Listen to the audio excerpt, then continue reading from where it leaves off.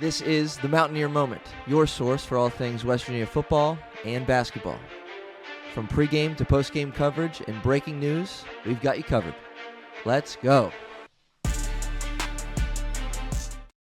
All right, Mountaineer fans, welcome to another episode of Mountaineer Moments, episode number 48, here as we continue our week-long preview of West Virginia's upcoming matchup on Saturday afternoon against the UCF Knights down in Orlando. Another road trip in Big 12 play for the Mountaineers, and we're gonna do a little bit of a deep dive on that one. But if you are new here to Mountaineer Moment, or if you've been here for a while but haven't subscribed yet, I would encourage you to do so.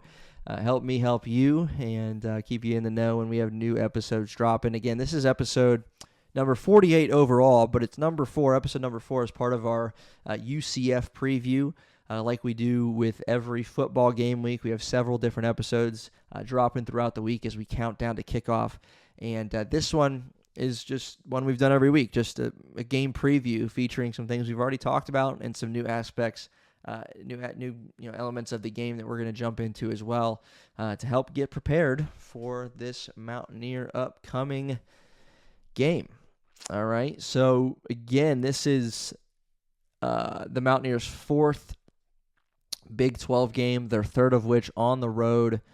In Big 12 play, it's been a struggle. After Mountaineers secure that comeback win in the backyard brawl, it's been downhill from there. Mountaineers blown out at Kansas, blown out at home by Utah, and then a 38-24 loss before the bye week on the road in Provo, Friday night game against the undefeated BYU football team, who, by the way, is sitting at 6-0, 3-0 in conference, and ranked 15th in the nation with their true freshman quarterback, Bear Bachmeier. So BYU proven to be a legit team here, picking up what was an overtime win, too, against Arizona in their recent win to get to 6-0. So Mountaineers 2-4, 0-3, and they're playing a UCF team that has had their fair share of struggles, equal amount of struggle in terms of losses in Big 12 play, as the UCF Knights started the season 3-0, wins over Jacksonville State, NC A&T, and UNC, and Bill Belichick. They beat him 34-9. And then since then, Kansas State beat them, Kansas beat them, and Cincinnati beat them. 2 of those 3 on the road against Kansas State and Cincinnati. A home loss to Kansas by a score of 27-20. Again, most recently, a 20-11 loss to a Cincinnati team that's 5-1, 3-0 in conference play, and finds themselves in the AP poll. And here we are. So as part of this preview, we'll get into a few things relating to UCF, specifically a few things to watch for regarding West Virginia and their needs or things we're kind of looking for, have an eye on coming out of the bye week with hopefully a new energy, a renewed purpose and focus, as they look to finish strong over the second half of the season, despite the last 3 weeks being rather disappointing. So first thing we'll get into is at the quarterback position for UCF. We have talked about it in previous episodes, but just a little more detail for you. So they've had a little bit of a revolving door, as the Mountaineers have had at quarterback, a banged-up QB room. Against Cincinnati last week, it was the senior Cam Fancher who got the start. He threw for 222 yards, ran for 108 yards and a touchdown, completed 28 of 49 passes in that 20-11 loss for UCF. But the Indiana transfer, Taven Jackson, is the guy that's received the most time at quarterback this year. He's thrown for over 900 yards, 3 touchdowns, and a pick. And it's interesting because he was listed on the injury report all week leading up to that Cincinnati game as questionable. And then I read that he wasn't on the final injury report, indicating that he might be good to go. And next thing you know, he don't play a minute against Cincinnati. So interesting there. They also have Ja'Cory Brown, who's played a little bit, the least amount of reps at quarterback. He was listed as a game-time decision for their recent matchup against Cincinnati and did not play either. So quarterback position, we don't know. What are we going to see? Which of these three guys? Will it be all of these three guys? Who's healthy? Who's not? Again, the starting quarterback ran for 108 yards last week. Certainly something to keep an eye on and potentially have to prepare for if he is the guy. If it's Taven Jackson, he's someone obviously to keep an eye on as well with his arm. But kind of interesting. This quarterback situation that they find themselves in. They're not. I don't know. It's not as great of a parity as the Mountaineers find themselves in. With Nico being out for the season, Jalen Henderson coming back in, and now he's doubtful, and Max Brown's banged up, and now you got a redshirt freshman and true freshman, and Khalil Wilkins, Scotty Fox.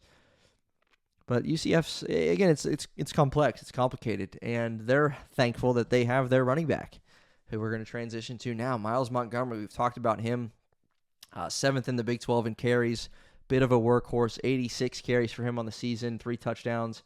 Jaden Nixon, another running back for them, 25 carries, 289, and 4 touchdowns for him on the ground. The 5'10", 185 running back, a senior as well. And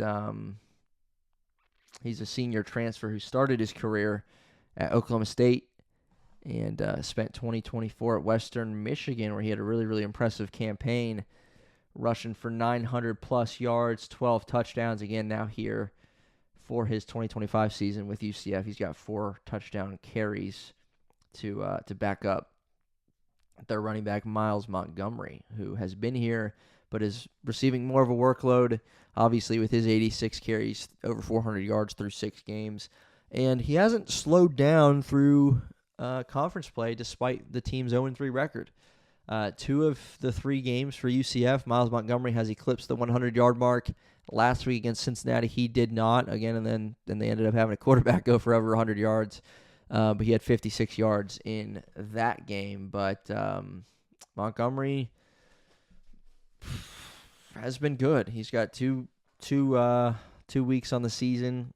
Over 20 carries, 21 carries, and 22 carries every game in Big 12 play. Again, he is a focal point of the offense. 10 carries, 22 carries, 13 carries. He had 12 against UNC. So he's been able to get the job done. And again, they kind of have a little bit of a 1-2 punch, if you can deem it as such, with 3 touchdowns for Montgomery, and then 4 rushing touchdowns for Nixon, who's a weapon for them as well. So keep an eye on the UCF running backs and what they bring to the table, and obviously just got to monitor this quarterback situation, and the West Virginia defense has to be prepared. Obviously, you got a little bit of tape on the first 2 quarterbacks, and see what you can do in film as far as preparing for a little bit of an unknown as we walk into Orlando in a matchup with the Knights. On the defensive side of the ball for UCF, it's just a kind of an interesting note for them, and we've talked about this as well, but they're allowing just 17.8 points per game. That's due in large part, of course, to their impressive non-conference performance. Over the course of Big 12 play, they've given up 81 points in their 3 losses, which obviously is good for 27 points per game surrendered by the defense. So, defense that has had moments this season and, giving up 27 points a game. Obviously you have an opportunity for your Mountaineers to move the ball a little bit, right? Get the ball downfield, and hopefully you can do that. I think in something we've talked about as well is this Mountaineer team has an opportunity to now play against someone that you're not completely outmanned, out-physicaled, out-toughed, out-worked, skilled, really is what it comes down to. I mean, BYU is a top 15 program in the country right now, and they beat you. Kansas is better at football than you are right now. Point blank, period. Utah, obviously they are as well, and they have high expectations really overall this season for Utah, who are currently, what's Utah looking like? Utah currently sitting at 5-1 overall, and obviously they too again with high aspirations this season. 5-1 and 2-1 in conference play, with their lone loss coming against Texas Tech, who, by the way, is 6-0, 3-0 in the conference. So, just saying. Just saying. So 27 points surrendered by UCF, and again, all that said, over the course of Big 12 play. But all that to say is that you have an opportunity now, if you're the Mountaineers, starting the second half of the season, to play against a team that's a bit on your level.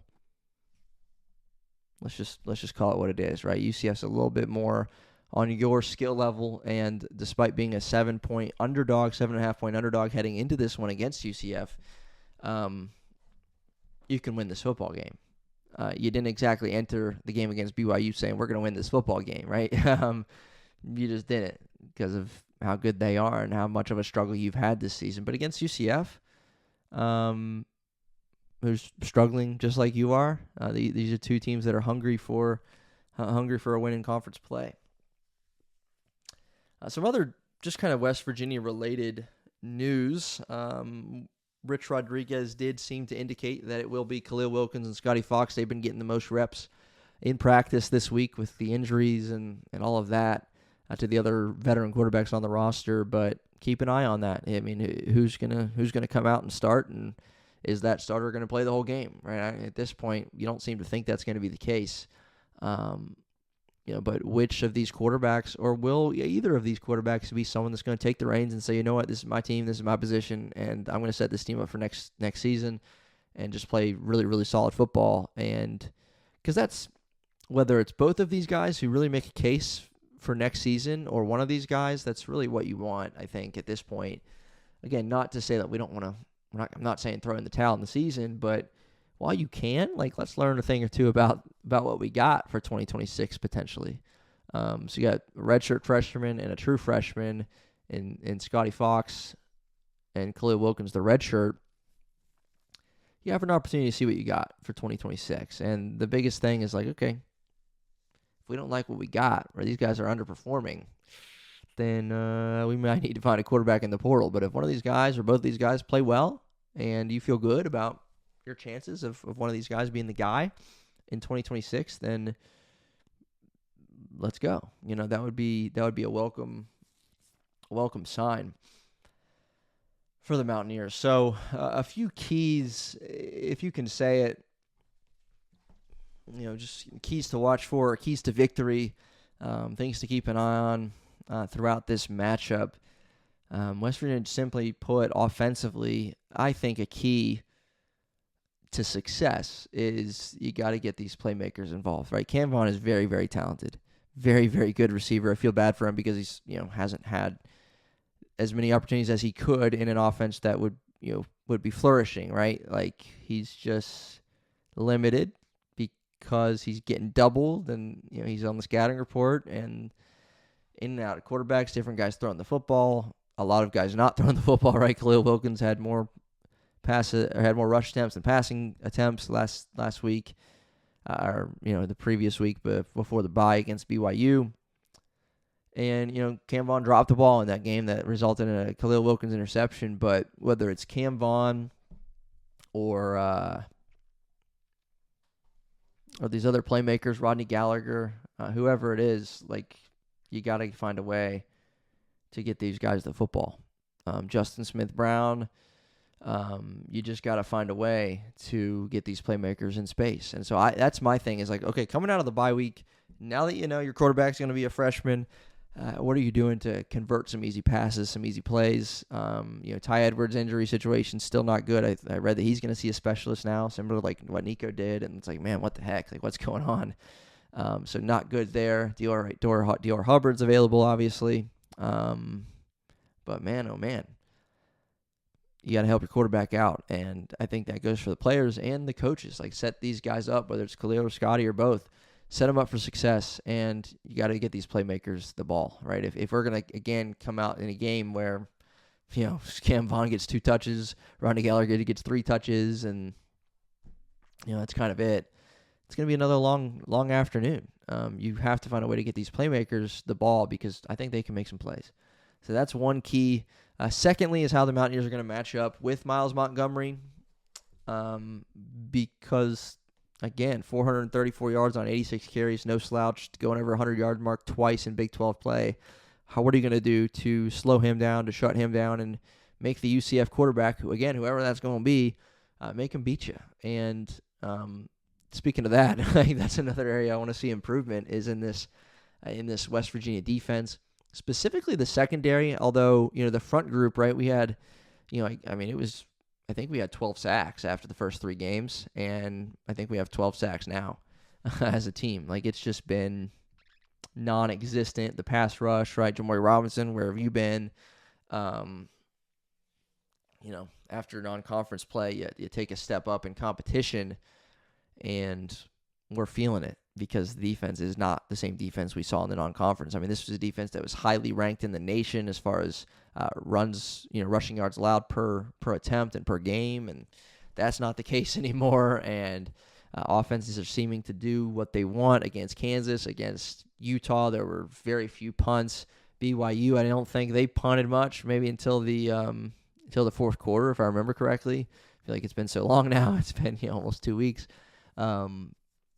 I don't think they punted until the fourth quarter. You were able to get a couple turnovers in that game, but this defense has struggled, right? For all season long, we've talked about the offense and their struggles, rightfully so. But since Big 12 play started, man, this defense has not been the prettiest. And so hopefully we see improvement in that department too, because that's going to be essential to the second half of the season, is this defense getting back to doing some of the things that they were doing in the non-conference. Because right now, lately, in Big 12 play, we have seen offenses, simply put, just having their way through the air, on the ground, on fourth down, on third down, back against their own goal line or heading to yours. They're doing whatever they want. And that's not a recipe for success. It's not a recipe for winning. And that's why the Mountaineers are 0-3 in Big 12 play. So that's another thing to keep an eye on. And then the last thing I'll mention is, obviously we know the story of this West Virginia offensive line and their struggles, even with transfers, upperclassmen coming in from even some bigger name programs, and just not panning out. Look for some changes to be made, specifically along the offensive line, like who's gonna plug and play, what kind of other guys are gonna get some reps, but generally speaking, across the whole field. That's something that a bye week can do for a struggling team, is you're going to see some other guys maybe get some reps, and hopefully you like what you see when they get those reps. Rich Rod mentioned it in his Tuesday press conference that for a few minutes during practice, they just let the young guys go at it, and there, he said it was high-spirited, well-spirited, something like that, and you like the sound of that. So let's let these guys see the action on the field, because, again, we're talking about a team, whether it's veterans and transfers that maybe you were high on coming into the season and had great expectations for. It, simply put, just ain't panning out right now, right? There's 2 guys on defense that you can talk about as really, really showcasing their talent as transfers to me, and that's Chase Wilson and Fred Perry. They've been very good. Aside from that, I'm not riding home about anybody because it hasn't been very good. So all over the field, potentially seeing some new faces, and hopefully with our new faces we see some life, see some new things. Because this season isn't written off yet. It's not over yet. It's halfway over, if you can even believe it. But it is. And you have an opportunity to do some things in the second half of the season that would be good and would hopefully bode well heading into the next football year. So that's it for this preview. Just a little bit of a few things to keep an eye on, a few things to know about the Mountaineers and their injury struggles, a few things to know about UCF and their injuries and where they are at this season. But this is episode number 48, I think that's what I said, of Mountaineer Moment. And that's it for our countdown to kickoff. Next time you see me will be after the Mountaineers game against UCF, breaking down the action right here on Mountaineer Moment. Be sure to subscribe so you know when that episode's coming your way, and we'll see you next time. Let's go Mountaineers.